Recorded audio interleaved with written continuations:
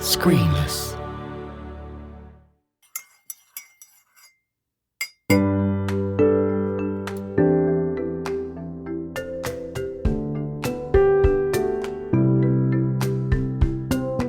Hello, and welcome to another Creative Cuppa. As Nelson Mandela once said, if you talk to a man in a language he understands, that goes to his head. If you talk to him in his language, that goes to his heart. That quote is on Sarah Townsend's website, and she says that she'll help you to get inside the minds of your target audience and create a tone of voice they can relate to. Getting your message right is a really important thing for creative businesses, so freelance copywriters like Sarah can be an absolute godsend. Now, confession time. Sometimes I make a mistake. Yes, I'm only human, don't act so surprised. What do the kids say? Don't at me. Usually what happens with my chats with my fabulous guests is that I'll record my end of the conversation, they'll record their end and send it to me afterwards. Sarah wasn't set up for that, and so I recorded her on Zoom, came out very nicely too. However, in my hitting record moment, I didn't also hit record on my audio recorder. So what you'll hear is my recording from Zoom, which strangely wasn't brilliant. Anyway, confession over, it's not the end of the world, it was still a lovely chat. Got your cuppa ready? Here we go.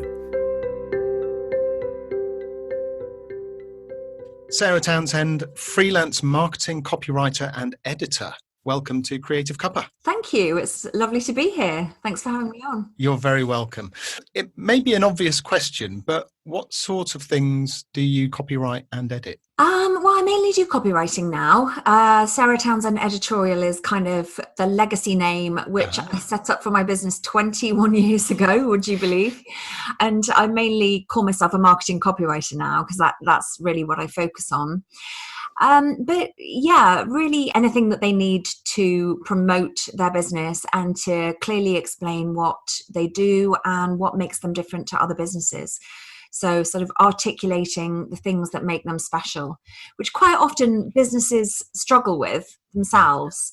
So yeah, I kind of always have considered it to be my superpower to be able to have a conversation with the business owner and kind of identify and articulate those things clearly in written language. Fantastic superpower. That's a great word to use. Your website talks a lot about words and the importance of words and how words can just as easily lose you clients as much as gain them. Yeah. How early in your life were you aware that you had this connection with words and a passion for words? I think I wasn't popular at school. I think I used to retreat into books. I've never been popular my whole life, actually. I don't know why I said at school. But, never been part of the in crowd. And I think I very much used to retreat into reading. I have to say, in case anybody picks me up on incorrect spoken use of English, I never actually learned grammar at school because I was at school in the 70s and grammar was just out of fashion back then. So they just didn't teach it in British schools.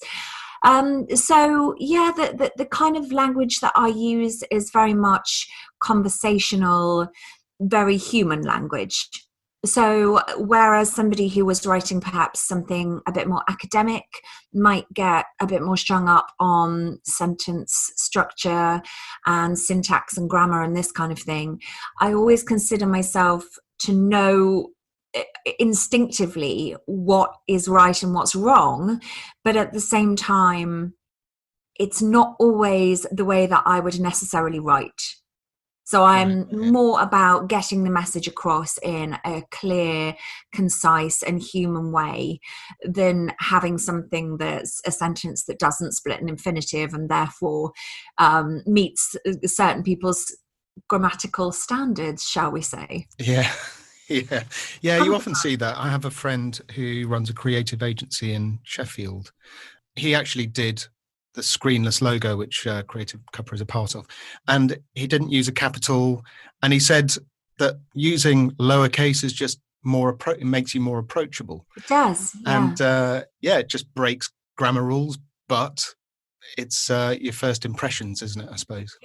Yeah. It's nice, yeah. Is it just the same as using solid capitals makes something harder to read? It increases the reading age? Yes, and it looks like you're shouting. Yes, it does look like you're shouting. I can't read full caps now without thinking that I'm being shouted at. Yeah, you think someone's really angry if they're using capitals on a text. So you've written a book, Survival Skills for Freelancers, with a strapline. Is it called a strapline? Yeah, they call it on Amazon where you self-publish. They call it the subtitle. Oh, okay. Same difference. Yeah. So tried and tested tips to help you ace self-employment without burnout. Yeah. That seems more relevant this year somehow, as we all feel our way. Oh, for sure. Yeah, it actually originally the book kind of grew out of a blog post, basically. But the book itself and the blog post originally had a tagline that was how to go solo without going loco. And I loved that because all of the go loco solo, I loved that because I loved the rhythm of it. But at the same time, I really wanted the book to have a mental health focus. And the foreword is actually written by Simon Blake, OBE, who is Chief Exec of Mental Health First Aid England. And Simon's he's actually a ex-client of mine. I worked with him for many years when he was Chief Exec of Brooke. And he's very outspoken about using positive language about mental health issues. So I ended up dropping the tagline because I really wanted him to write the foreword. It was really important to me. And it felt like the right thing to do. Kill your darlings, as they say. And reading the contents page there on Amazon, where you've split each chapter into the myth, the reality, and the advice. Yeah. It seems like you've kind of broken down the art of being a freelancer into knowing what you want, charging a fair price to reflect your skill set, and not being afraid to say no.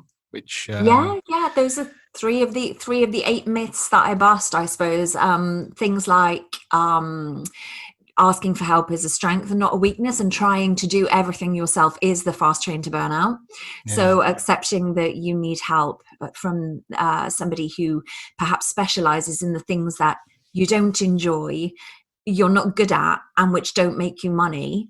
That's a really important mindset shift when you do first go freelance. It's something that people struggle with, the idea of having to pay someone else to do things, but it's really important. It's a really important decision to make for your business. Absolutely. I've always paid an accountant. It's just those things that every day it would be a kind of an anxious thought at the back of your mind, wasn't it? So it's just nice to be able to say, tell me what I need to do and I'll do it, kind of much better.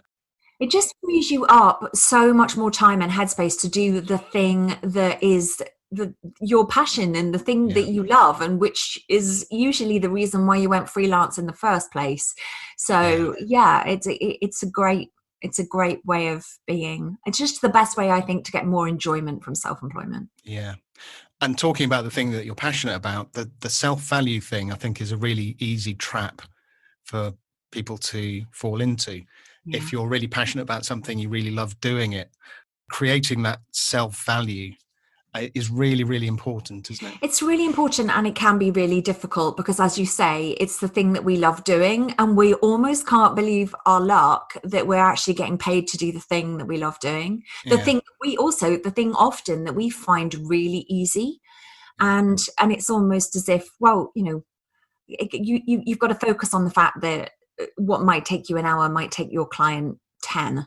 Yeah. Or not at all. They might not be able to do it at all. Absolutely. Yeah, for sure. That's fantastic. As someone who works in marketing, then it's no surprise that you market yourself very well online.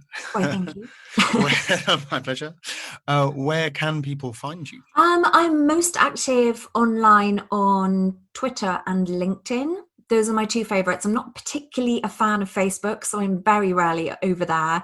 I do Instagram because I love photography. So I've got nearly 7,500 followers on my account, where I share landscape photos of the Cotswolds. So if anybody's into kind of landscapes, countryside, Cotswolds views, bit of Yorkshire, which was earlier this year. I just love taking photos on my iPhone. That's kind of my hobby. Wow, yeah. Yeah. The smartphone cameras nowadays are amazing. Yeah, it's absolutely ridiculous. I mean, people say, there's no way you took all your photos on your phone. I'm just like, yeah, they're all taken on my iPhone. I don't even possess a camera anymore, not one that works, that's for sure. So everything's taken on my iPhone and edited in a free app called Snapseed. Oh, yes, I use that. Yes, I have a DSLR. I've been on a course.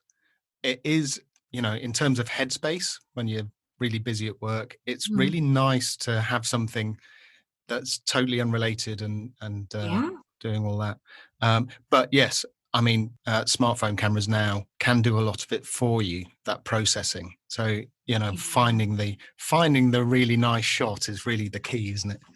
I think so. I think if you've got an eye for the right composition, I think you're away if you've got a great phone, because as you say, what I like about it is the immediacy. We've gone slightly off tack here. Yeah, we have a little bit. But what I like about it is the immediacy, the fact that I can take a shot and within a couple of minutes I can have edited it and uploaded it to Instagram and people can start liking and commenting on it. So fantastic. Yeah. Well, I'll put all those links in the show notes for you. But for now, Sarah Townsend, thank you for joining me for a cuppa. Oh, thanks for having me, Gareth.